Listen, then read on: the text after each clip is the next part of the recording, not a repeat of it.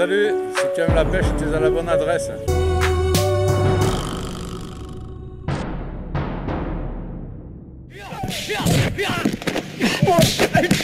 Donc le no-kill, tout le monde en parle, tout le monde le pratique, et pourtant il y a des gens qui mangent du poisson. Donc on va essayer de traiter ça avec un peu d'humour, surtout par rapport à nos amis les animaux. Alors, personne n'irait à la pêche, quoi. Parce que le mieux, c'est de ne pas aller à la pêche, comme ça on ne va pas blesser les poissons, et comme ça il n'y aura pas de question de kill ou de no-kill. Bon, ça c'est une plaisanterie, parce que si on est là, c'est que la pêche ça nous plaît. Alors, moi je voudrais faire un petit retour en arrière, tu vois, profiter de mon âge avancé pour expliquer des trucs aux jeunes. Moi je me rappelle dans les années 70 que j'allais à la pêche avec mon père et j'avais une dizaine d'années, une quinzaine d'années. On prenait pas mal de poissons, beaucoup. On ne faisait pas de no-kill.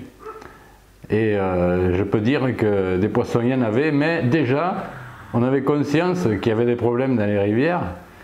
Il y avait moins de stations d'épuration qu'aujourd'hui, et pourtant il y avait beaucoup plus de poissons. Alors moi je peux parler de rivières où il y avait des moules d'eau douce, des grosses moules d'eau douce, grosses comme des huîtres pratiquement, et qui avaient comme fonction, donc ça filtrait l'eau, etc., etc.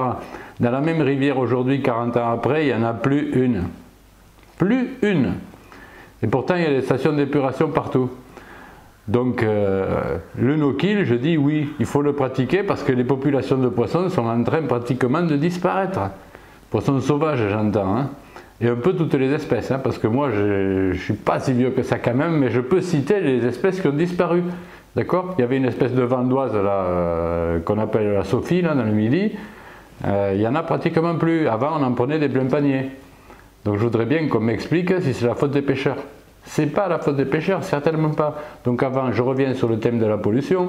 Donc la pollution, elle était assez organique. Des fois, ça puait. Des fois, il y avait de la mousse. Bon, il y a des industriels qui faisaient les cons comme aujourd'hui, ou plus.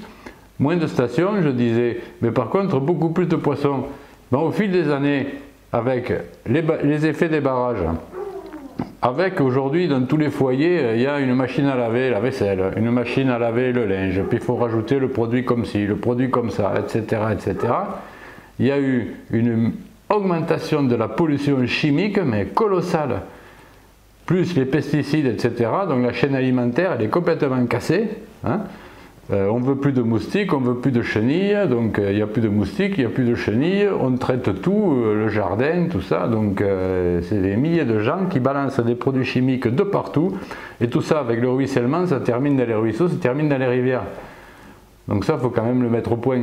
À un moment, il faut le dire, quoi. Donc voilà. Donc oui, il faut pratiquer le no-kill aujourd'hui, parce qu'il n'y a presque pas de poissons. Alors, ça ne veut pas dire qu'il ne faut jamais garder un poisson, hein. Je veux dire que celui qui a jamais gardé une truite, il lève la main tout de suite et il explique à Big Bass là-bas. Parce que c'est pas vrai, tout le monde a gardé un poisson de temps en temps, hein. Moi dans la saison, j'en garde, je sais pas, moins d'une dizaine de truites. Et la plupart, c'est que des truites surdensitaires, donc qui ont été balancées là, c'est tout. Et je le fais exprès de prendre celle-là. Et les autres, j'essaye de le relâcher. Mais un jour, moi j'ai rencontré un mec au bord de l'eau là, vers ma voiture, que je ne connaissais pas, hein, qui commence à me parler qu'il était en équipe de France de pêche au toc, que si, avec Pierre SMP, que si par là, tout ça, qu'il venait en vacances, qu'il prenait, il touchait 150 truites pendant ses vacances, ou j'en sais rien, donc ce qui est tout à fait possible, hein. Puis à un moment, je le rencontre à nouveau à la voiture, hein, et le mec il me dit, tiens, vous avez pêché là, sous la chaussée? J'ai dit non, moi j'étais à un autre endroit. Il me dit, ah bon, parce que regardez, alors il ouvre son panier, il me sort une truite de 40, une fario, hein, de 40, qui était en train d'agoniser, de respirer comme ça, d'accord? Ça faisait peut-être 5 minutes qu'elle était dans le panier. Donc voilà, moi je dis bravo, bravo l'équipe de France, hein, bravo. Ça c'est un bel exemple. Donc, moi j'aime pas trop qu'on raconte des conneries à tout bout de champ. De temps en temps, on peut en garder. Moi, ça me paraît pas être un crime, d'accord? Parce que, alors dans ce cas-là, tous les mecs qui vont bouffer à McDo leur steak haché, ils ont pensé un peu que les steaks hachés, ça poussait pas dans les arbres, que ça venait des animaux, des vaches. ils y pensent dans leur ville, quand ils passent à côté de leur abattoir, que dedans, chaque jour, ils passent des centaines de bestiaux. Moi, j'ai visité un abattoir dans mon ancien boulot, d'accord? Moi, j'ai vu les vaches tomber devant moi, en file à la queue leu-leu, d'accord? Tomber devant moi, et après, il y a des mecs qui les prennent, et, avec des monte-charges et tout, et découpés en deux à la tronçonneuse, avec les yeux encore qui font comme ça, quoi. Et ça, c'est la vraie vie, les gars. Hein? Donc, ok, on va faire un procès à un mec qui garde un poisson par-ci, un poisson par-là. Non, ça, j'en parle parce que c'est un peu des exagérations que peuvent avoir certains face à ceux qui, à un moment donné, respecteraient pas tellement un poisson. Moi, une fois, il y avait une truite que je savais où elle était. Elle m'avait échappé 2 ou 3 fois, d'accord? Et j'essayais de la prendre, un endroit très difficile, d'accord? Un jour, je l'ai pris, d'accord? Et malheureusement pour moi, je l'ai pris, je pêchais au Véron, je l'ai pris, elle avait engamé et tout, j'étais obligé de la garder. J'étais dégoûté, parce que je voulais la voir, mais je ne voulais pas la voir comme ça. J'ai plié ma ligne, je suis rentré chez moi. Donc, il faut faire du no-kill aujourd'hui. C'est une question d'apporter sa pierre à la survie des espèces. Mais je répète, ce n'est pas les pêcheurs qui font disparaître les poissons sauvages. C'est la nature qui les fait disparaître dans son ensemble, je dirais, parce que l'homme fait partie de la nature aussi. Donc c'est pollution chimique comme jamais, d'accord ? Le manque d'agriculteurs, la disparition des agriculteurs vers chez moi, là, c'est vachement observable. C'est que comme ils n'entretiennent plus, il n'y a plus personne pour entretenir les bordures, les chaussées, etc. Les chaussées s'effondrent, l'eau glisse. Donc en période de sécheresse, il y avait des endroits, c'était des réservoirs fantastiques qui faisaient 200 ou 300 mètres de long, où dedans il y avait des centaines de truites. Aujourd'hui, il y a un filet d'eau, il n'y a plus rien. Donc ça, c'est pas les pêcheurs. D'accord? Et rupture de la chaîne alimentaire. Et puis voilà, ça y est. Ça y est. Donc, oui, il n'y a pas de discussion à mon avis. Du no-kill, il faut en faire un maximum.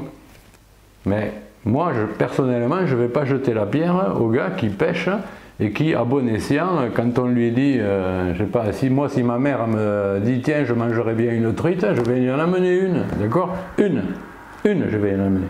Et encore, je préfère y emmener une élevage, franchement, parce que à son âge, d'abord, elle y voit que du feu, et puis je préfère lui emmener une élevage qu'une vraie fario. Et même si quelqu'un d'autre m'en demande, 2, s'ils sont, je sais pas moi, 5 dans la famille, moi j'en amène 2. Les mecs, ils le savent, hein, les amis qui me connaissent, ils savent que même pour une commande, je dis 2, une pour toi, une pour ta femme. Voilà. C'est tout. Donc je pense que le pêcheur, aujourd'hui, oui, il faut qu'il se limite énormément. Et puis il y a d'autres moyens aussi, hein, plus sympathiques. Enfin, plus sympathiques, je dirais, des moyens supplémentaires qui permettent d'aider un peu les populations. Je connais des endroits moi, où je vais, ils mettent des petites truites, des truitelles comme ça de 15 cm. À chaque fois que j'y vais, j'en prends une fricassée. J'y vais. J'en prends avec des hameçons simples, encore je les relâche, mais chaque fois je me dis, mais elles vont survivre, qu'est-ce qui te prouve que vraiment elle va survivre, etc. Ces endroits, j'y vais plus. J'y vais plus parce que je veux pas. Parce que chaque fois que j'y vais, je sais pas moi, j'en décroche 10, 15, 20 en une partie de pêche. Je veux dire, c'est désagréable, c'est une tuerie, quoi. Donc ça, faut éviter. Donc moi je dis oui, le no-kill, il faut le pratiquer de manière régulière et normale et considérer aussi et pas avoir un complexe de garder un poisson ou 2 de temps en temps. Hein, je dis bien de temps en temps, qu'on ne me fasse pas dire que moi je suis contre le no-kill. Et puis il y a aussi la souffrance, d'accord?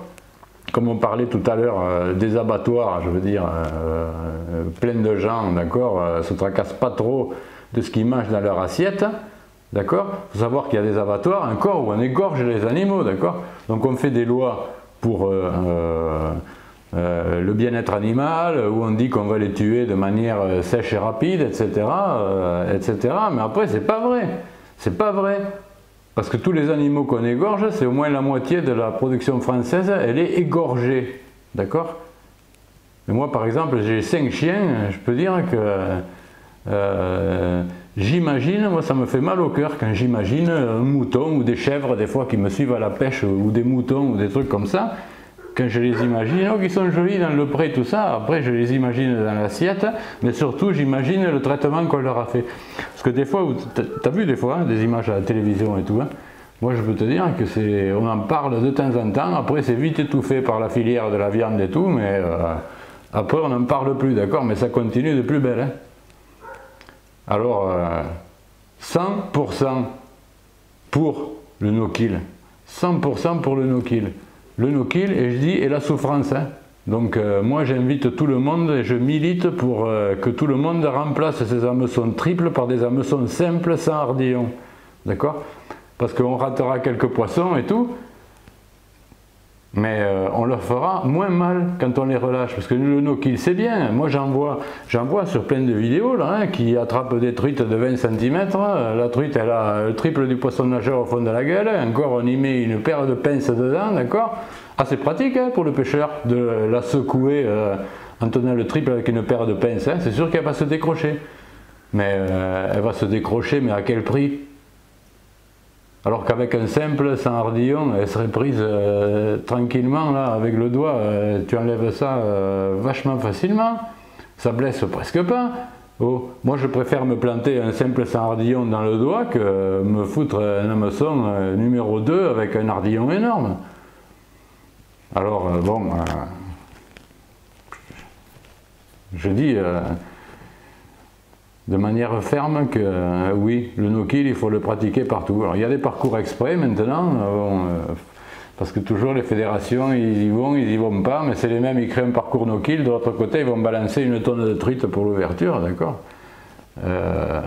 Ok, ben allons prendre celle-là, quand on en prend quelques-unes, celui qui les mange, je ne vais pas lui jeter la pierre.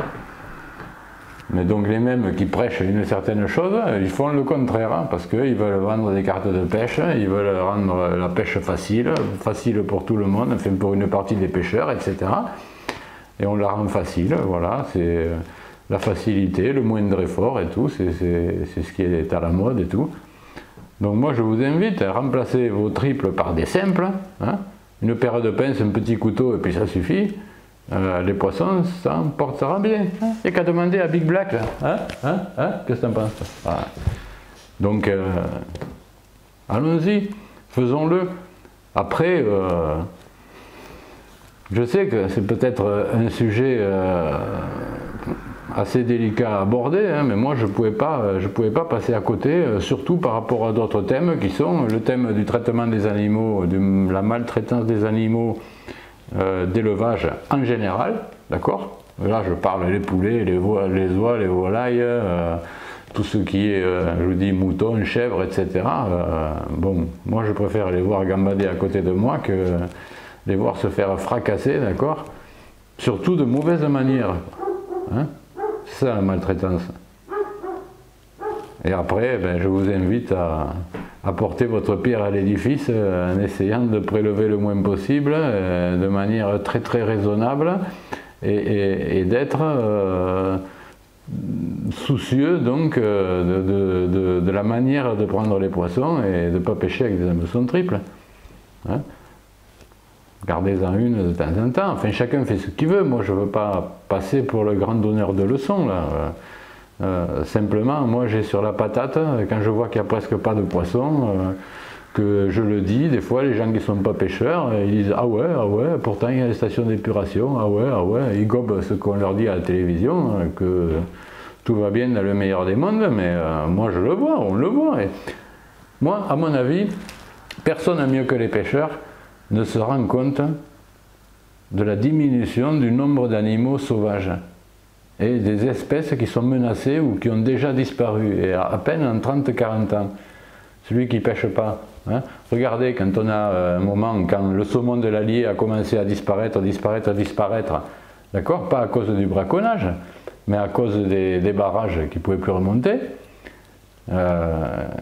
il a disparu, les pêcheurs, il y avait des manifestations, il y avait tout un tas d'actions qui étaient faites pour sauver le saumon, tout ça. Bon, on a fait un truc, on a interdit la pêche au saumon. D'accord? Donc le résultat d'interdire la pêche au saumon, c'est que les pêcheurs ne s'y sont plus intéressés, et quand plus personne ne s'y est intéressé, eh ben, il a fini de disparaître complètement. Voilà. Voilà. Donc c'est pas les pêcheurs, les coupables, je regrette, hein, mais il y a des exemples récents. Et le saumon de l'Allier, c'est un exemple.